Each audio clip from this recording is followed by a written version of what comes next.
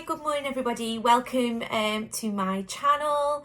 My name is Kitty and this is the Martini Glass Girl's Guide to Becoming a Performer.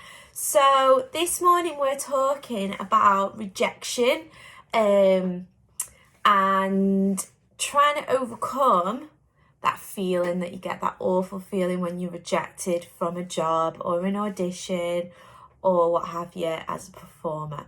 So first of all, we're going to talk about different steps that we can do to get over being rejected. So step one is allow yourself to be upset over it, okay? You're allowed to have a little cry, you're allowed to feel sad, you're allowed to get it all out and have a little miserable day because you've not got a job or an audition that you wanted. You might have worked really hard for it and you were sure you were going to get it and then you didn't, okay? That is totally fine, okay?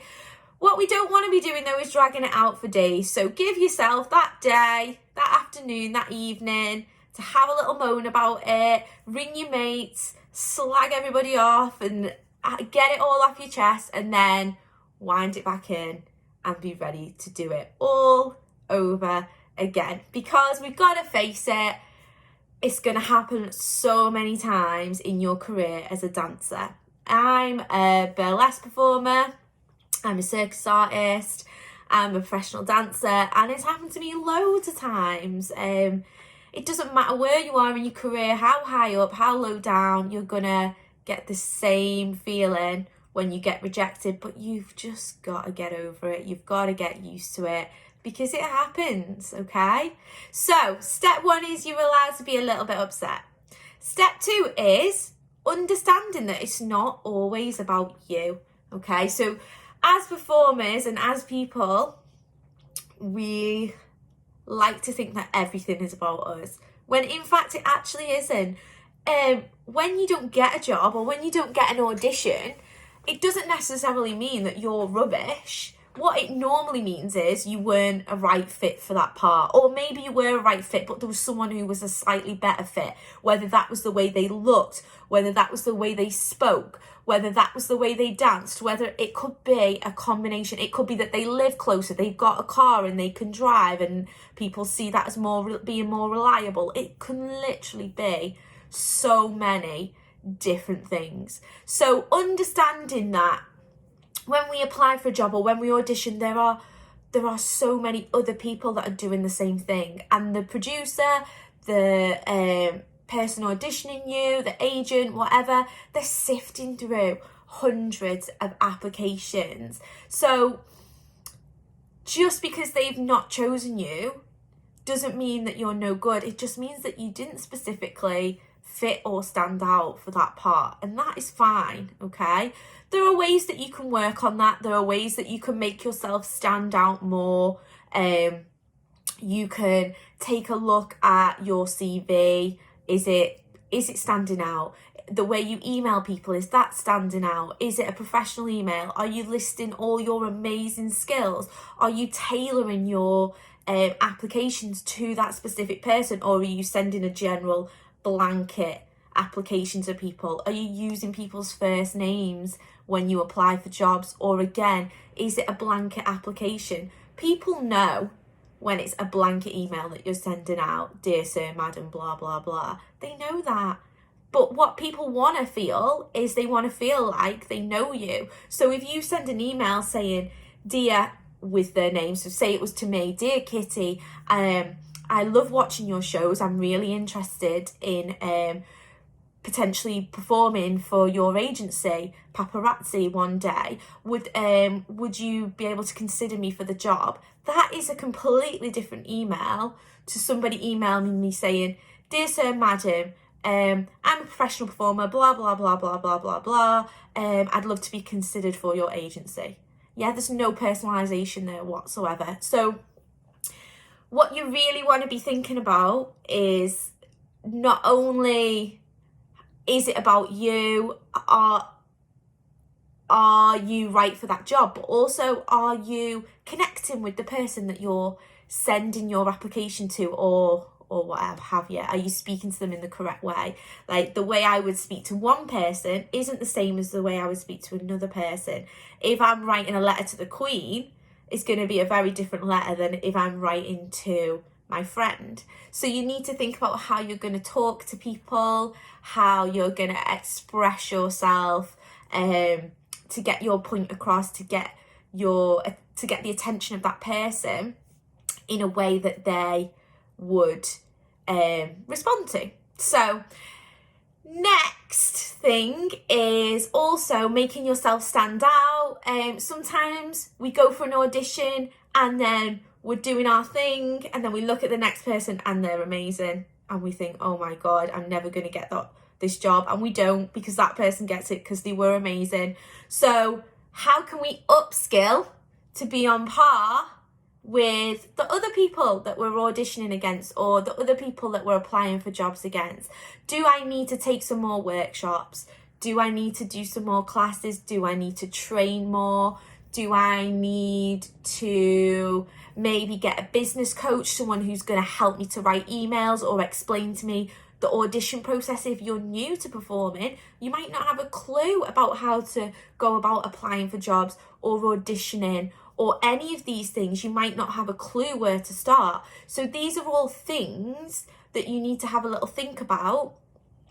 Whenever you get rejected from a job, we should be thinking, do we need to upskill a little bit, or was it just a case of I didn't fit that job? Normally it is just a case of you didn't fit the job, but it's never going to do you any harm to improve your skills, to train harder, to take more classes, to invest in a business mentor who's going to explain the business to you and show you how to become more visible to people.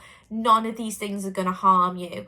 So sometimes we think just because we've finished dance college or we're already performing or whatever, that's it, we're there, we don't have to do any more work. But we should really always be improving ourselves. We always want to be ahead of the game.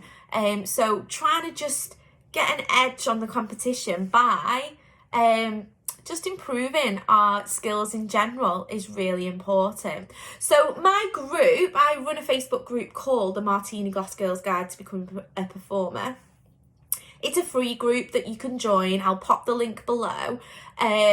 Just click on it, join, I'll let you in, explain to me what you want from being there, because that helps me to provide lives in the group about different topics. So we talk about all these things. It's very much for new performers. So if you never performed before, it's a really good platform to start learning how you can get into performing, where you need to look for jobs, how to do it, how to make yourself look professional, and all those things. So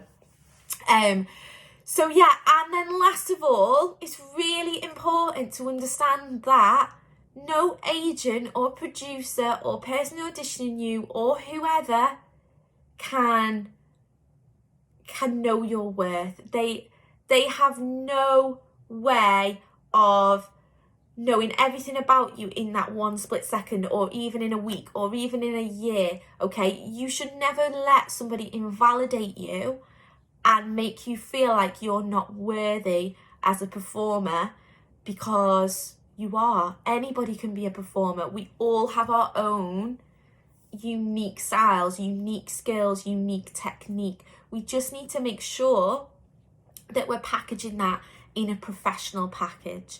So just to recap, ways of getting over our rejection: one, have a little cry over it. Yeah, be upset if you want to, that's fine, but then forget about it and let's move on. Let's apply for more jobs. Let's look for people who know our worth. Yeah. Two, is it all about you? Not always, usually not. It's hardly ever about you. It's normally about the fact that they were looking for something different, okay, and that we didn't fit into that category, and that is completely fine, okay. Also, it's really important that you know your ideal client and you know what you're trying to push to them. So your ideal client is basically the person who you're applying for jobs with, whether that be the agent, the person you're auditioning with, the producer of a show, whatever. So knowing them and knowing what they like and knowing how to talk to them and knowing things about them, like things about their company. What has their company done? Like amazing things that they've done that you can drop into conversation. All those things, if you know things about your ideal client, it makes it much easier to connect with them and less likely for you to be rejected. Okay, so I'm going to do a different live on identifying your ideal client, and I'll put the link to that below as well. So sometimes it's mostly never about you, but sometimes it is. Sometimes you just gotta boost your skills a little bit. It doesn't mean that you're rubbish. It doesn't mean that you're never going to get a job. Sometimes it just means that you've got to train a little bit more, or that your technique wasn't good enough, so you need to work on your technique, or that your business skills weren't good enough, the way you put yourself across, your audition technique wasn't good enough. There's loads of reasons why it could be, and you need to identify them and then fix it. It's as simple as that. Just fix it. Anybody can improve their skills in anything. You've just got to put the time in, okay? Sometimes you've got to put money in as well. Sometimes you've got to pay for a coach. You've got to pay to go to a workshop. You've got to pay for that business course. You've got to pay for that audition course. Yeah, sometimes you do have to do those things. So work out how you're going to do that. Work out how you're going to improve your skills, and whether it's feasible to pay for it, or whether you're going to have to look elsewhere, maybe like going through things on YouTube, getting a book about it, whatever. Okay. And then last of all, remembering that your worth is not dependent on the jobs that you get or on somebody else's perception of you. So many people who have made it big get rejected and get told that they'll never amount to anything, and then they're laughing when they're lifting their Oscar up or whatever. So don't let anybody ever put you down. You've got to know that you need to write a list of all your skills as a performer, and you need to look at that every day and know that you are amazing, so that in those instances where you do get one of those nasty people who's not very nice, who says not very nice things, you can look back at it and be like, yeah, whatever, I've got all these good things going on, and get rid of it. It's hard and it does hurt, but the more you do it, the more it's a skill. The more you practice it, the more you practice not giving a shit, the better you get at it. So thanks for listening to me today. If you've enjoyed the talk and you want to get more talks, you can join my Facebook group. The link is below, and I will see you all again soon. Bye bye.